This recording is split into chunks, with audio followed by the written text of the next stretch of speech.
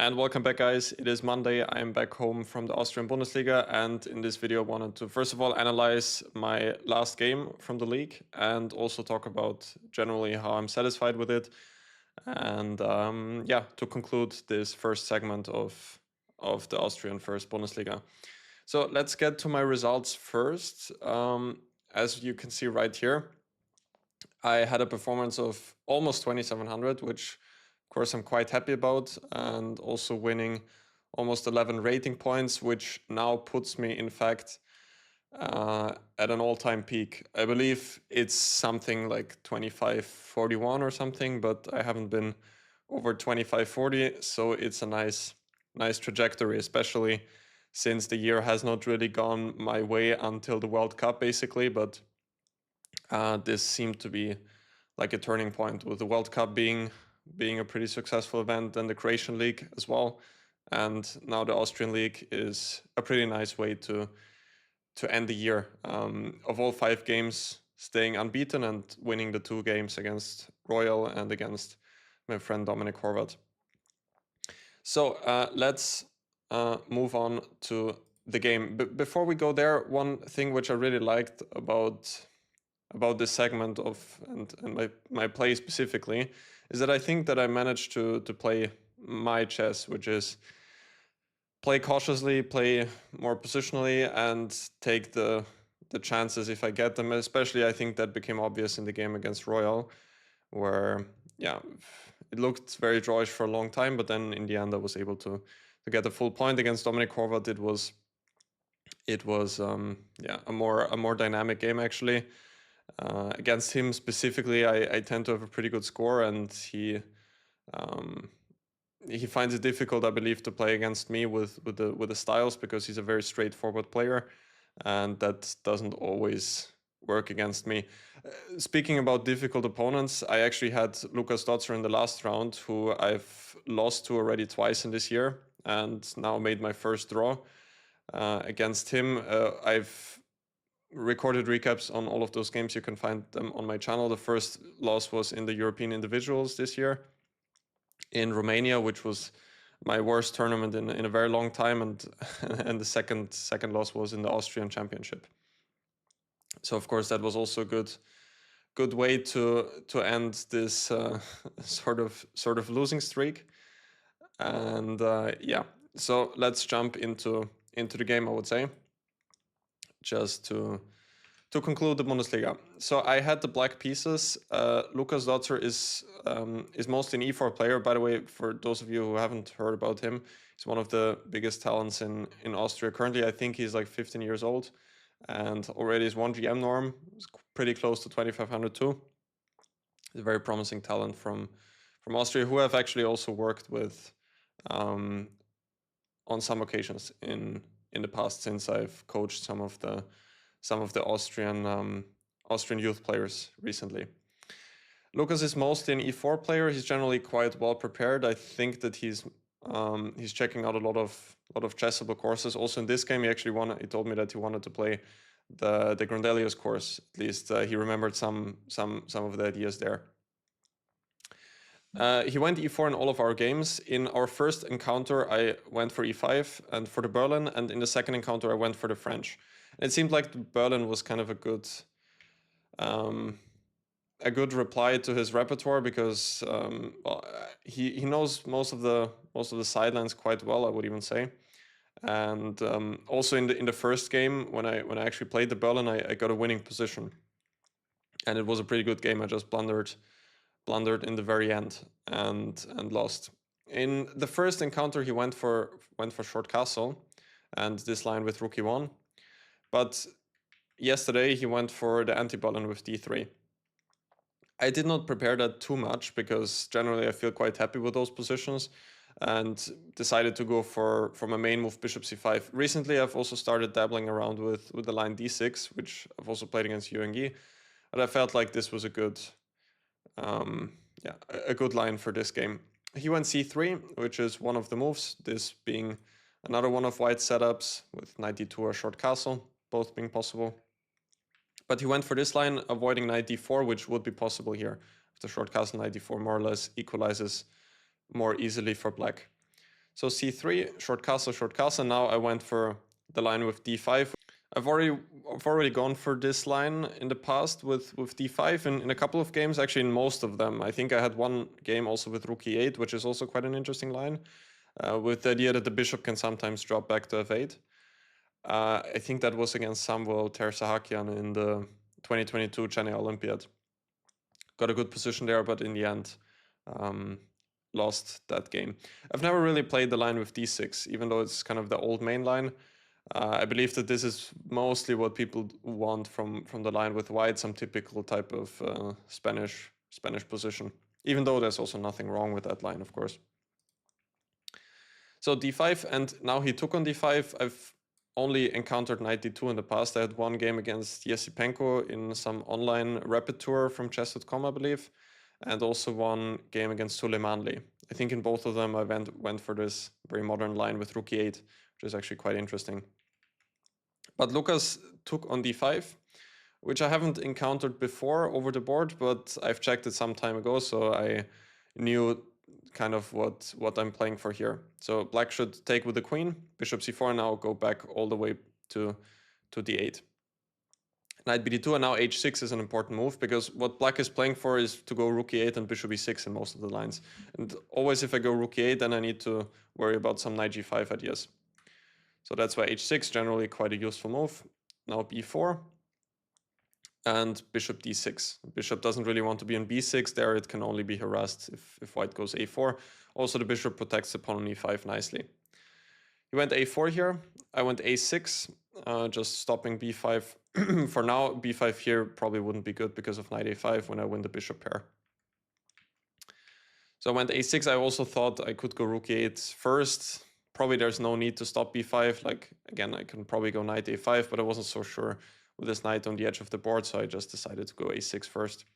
And I remembered some game a little bit at the very least between Evgeny Nair and Vidit. I wasn't aware that Nair had the white pieces, but I sort of remembered that Vidit had black. And it went rook e1, rook e8, now bishop b2. I had this saved some time ago as like an idea for white, because now the point is bishop e6 can run into b5, and later on the bishop on b2. Well, first of all, it facilitates b5 even, because now the rook on a1 is protected. But also maybe white can sometimes in those structures then push c4 and then put pressure on the pawn on e5. So that could be another idea of having the bishop on b2. The game went bishop f5, queen b3, queen d7, and then they got some position like this, where white had a slight advantage, but it also did not like convince me too much. I mean, white is a very pleasant position, like there is no doubt about that, but I think it's not as much as you might assume here, because white has all this nice space on the queen side, but it's also not the end of the world for black, and Vidit managed to hold the game. It went something like this. So this just reminded me a little bit. I had those memories during the game, and it helped me to navigate the position a little bit. Even though my opponent anyway went queen e2, which is probably less testing than a move rook e1, as far as I could see. Now went rook e8, knight e4, and bishop e6. Taking on e4 here is probably even a much worse idea compared to this Vidit game. Like if we compare it, because in this position the bishop is on b2, which feels worse, and also later on Nair put it back to c1. So this is what helped me navigate the position here a little bit, and what made it obvious to me that I should probably not take on e4 here, because white will just get a better version. So I went bishop e6. Also, whenever I take on e4, it gets rid of the d3 weakness here, which I did, however, on the next move, because he played a5, which surprised me quite a little bit, because once he plays a5, he will never really have ideas to play b5. He did so later on, but it will not be as powerful. I was not sure like what else he can even do here, because it's not so clear what where he should put his pieces. Maybe something like h3 or rook e1. But at some point I will also have ideas to take on c4 and take on e4, which I did not like so much in the game. But anyway, I was a bit surprised about a5, but it's not like that it's a bad move or so. It just a bit surprising in the structure for white to play a5. But I anyway did not reply the most precise way, because now I decided to go for this structure. Because it felt like to me now, with his pawn being on a5, I shouldn't really be in so much danger here, because yeah, sometimes he can push b5, but it will not be as dangerous as if his pawn would still be on a4. Better than taking on e4 would have probably been a move like bishop f8. Also possible is to take on c4, but I never really liked those positions. My opponent pointed out to me after the game that white has some ideas with g4 here, which apparently is given by Grandelius in his Ruy Lopez course for white, just as an example. But like if I get to f5, I'll probably be better pretty quickly. But if I don't, then I always need to worry about b5 or c5, and especially my bishop on d6 is not such a great piece. I did not really consider this g4 idea in the game, but was just a bit unsure, because it's just hard to evaluate, like if I'm in time for f5 now or not. But I think I made a good call with that here. Still, better would probably be bishop f8. And now again, it's not so obvious what white is even doing. I've checked the move like rook e1, but okay, now I could take on c4 and I'll probably have a better version because my bishop is already on f8. And I would have this maneuver. I've checked this with the computer, which is not as outlandish as it looks. I even considered similar ideas in the game, just to get the knight to b5, where it's actually not a bad piece, protecting c7, hitting c3 in some cases. But on the other hand, it's not so obvious, because at some point white could maybe play c4 and then the knight has to go back or go to d6. This is what a computer wanted to do and claims equal, but it's not so easy, I think, to understand that in a game. I mean, it looks like white is maybe taking over the d file, but in fact he is not there. In the game I took on e4, and after d takes e4 played queen f6, which was also right. As I said earlier, I was generally quite happy that a5 is on the board, because yeah, now he will not have b5 to be so powerful as if the pawn would be on a4. Still, he went for b5 here, which came as another surprise to me. I was expecting something like bishop e3, when my intention was to go knight e7 followed by knight g6 with some hopes of counterplay. The computer, firstly, when I checked, it gave some advantage for white, but later on just went down, and in general I felt like this should not be too big of a problem for black, something like this. In some cases I still have knight f4 ideas. I think if g3 I was looking at queen g4, which looks a bit uncomfortable for white. There's actually this nice trick which I looked at in the game, knight h4 winning the game. G takes h4 is not possible because of the pin, and if white takes with the knight, then I can take on e2. So this was my plan here, and I felt like it should be okay. But still, like, I was expecting some things like knight d2 or maybe immediately.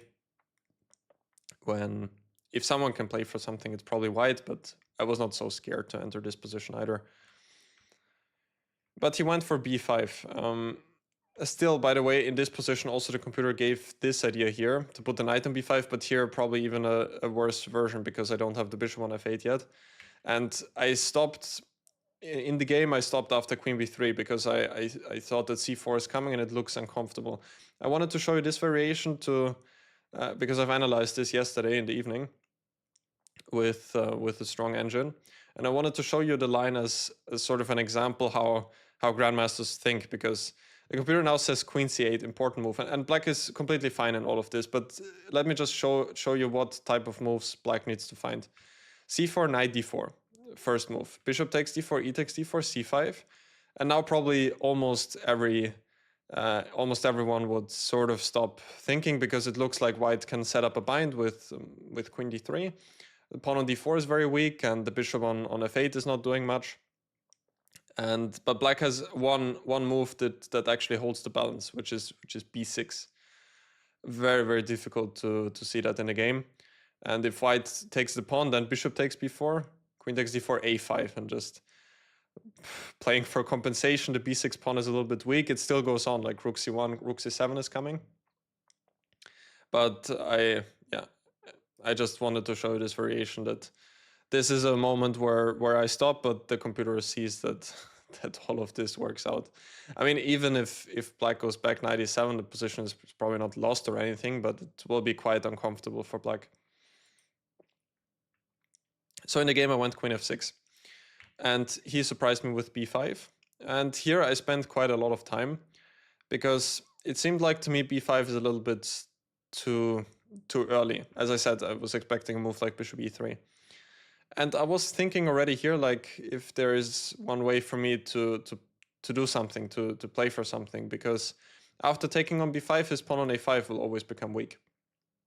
I did not take on b5 immediately, but I was looking at it quite a long time.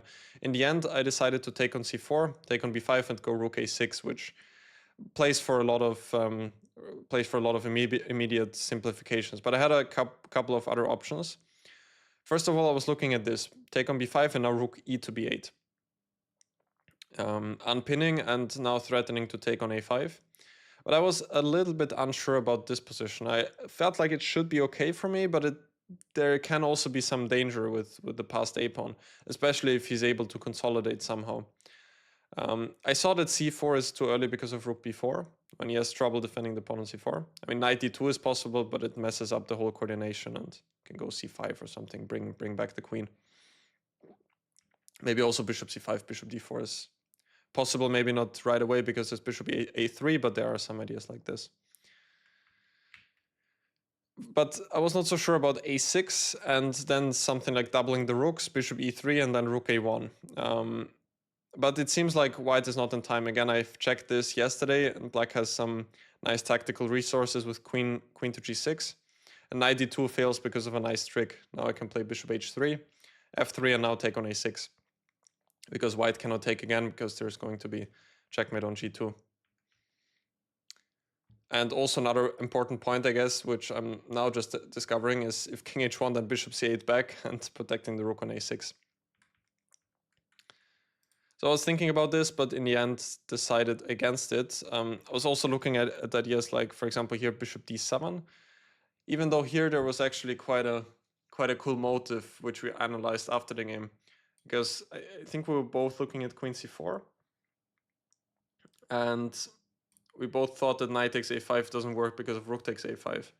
But I think it was here that black had this amazing move c6 and was fine, maybe even better. I don't recall, but it could be that black can be better like with the bishop pair. And the point is that if black takes here bishop a4, then I have b5. Still, white should be probably more or less fine here, but yeah, with the bishop pair it can get wrong for white too. Can go wrong for white. Yeah, that was just a nice idea which I wanted to show you guys with c6. Slipped both of our calculations. Still, white does not have to enter this. Like, I guess maybe a6 at some point to simplify could be possible.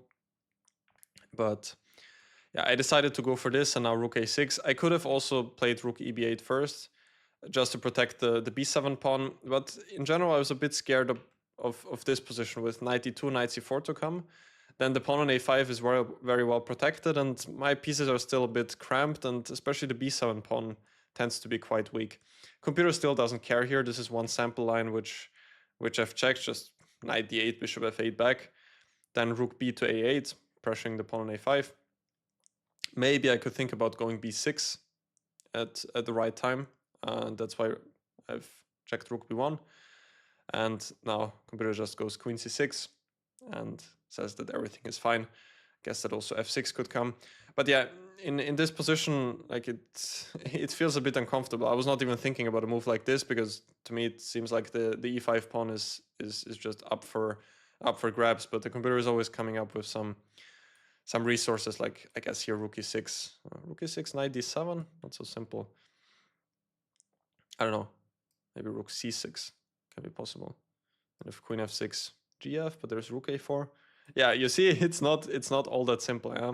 So this was again a point where a human, or at least a human like Felix, just stopped. Also, queen e8 is there, which I was also not always so happy to allow, as you can imagine. But computers for sure don't care. They just go bishop f8 and then knight c6 back probably.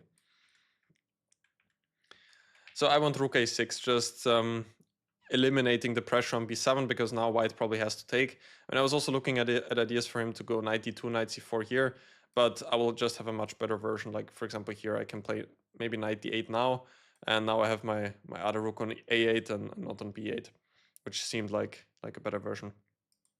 So he took on b7, now rook e to a8, and it was kind of obvious to me that I will regain the pawn on a5. I just need to be a bit careful here how I do it. Like, I cannot take immediately with the rook because now I'm losing one of those two pieces. If I take with the knight, he can take on a8. Take with the rook, he can take on c6. Also, taking with the knight immediately felt a bit risky because now I'm a bit pinned down. I guess it still works out if I bring back the queen to c8 somehow, but like here I was a bit worried about stuff like this, followed by rook a1. So I started with queen d8, which felt like a safe choice, because now, first of all, I might have ideas to take on a5. Like after knight d2, I then took with the knight, but I have ideas to take with this now, because now rook on a1 is attacked, and now I can take back with the knight, and the rook on a8 is protected. So that was one of the ideas. The other idea is that in a position like this, if he goes queen b5 now, then I can go queen c8, and then just move the knight back to c6, and the rook on a6 is going to be protected. So this happened in the game. He went queen d5, anyway queen c8, preparing to go knight c6, which I did on the next move. He took, and now I was happy to take back with the queen. He went h3, position is equal here, knight e7, queen b7. I went back knight c6. The whole point of knight e7 was that white's queen is probably his best piece here, which is nicely centralized, and I'm simply kicking it away from the nice d5 square. Went queen b7, now knight c6. There was also one, the computer was saying this, but I don't think it makes any significant difference. I mean, it should probably all be a draw. In the game I went knight c6, he took knight c4.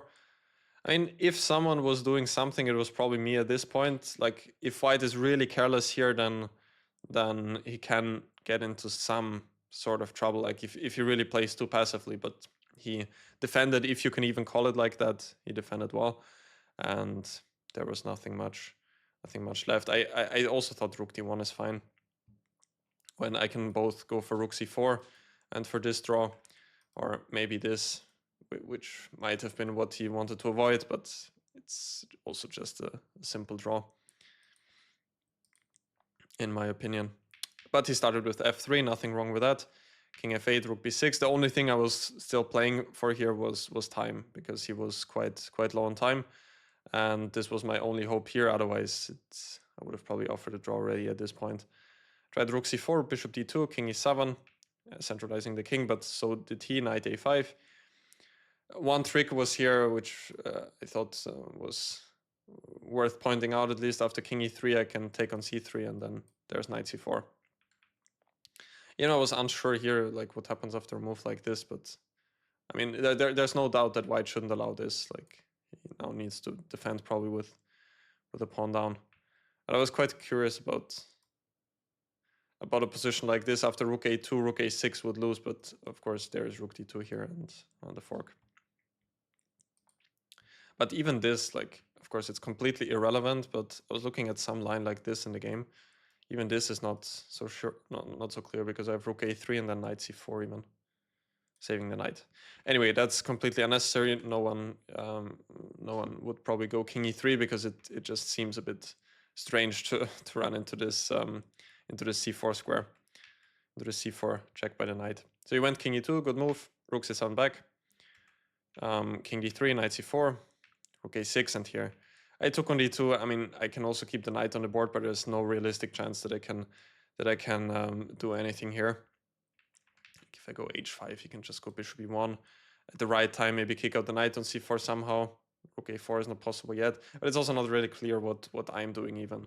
Like, I can play g6, f5, but what then? I mean, maybe f4, but my knight on c4 is not really stable. That's the main thing. Like, I would need to have my rook activated to do something, but I cannot do that. And my knight on c4 is also pretty much dominated.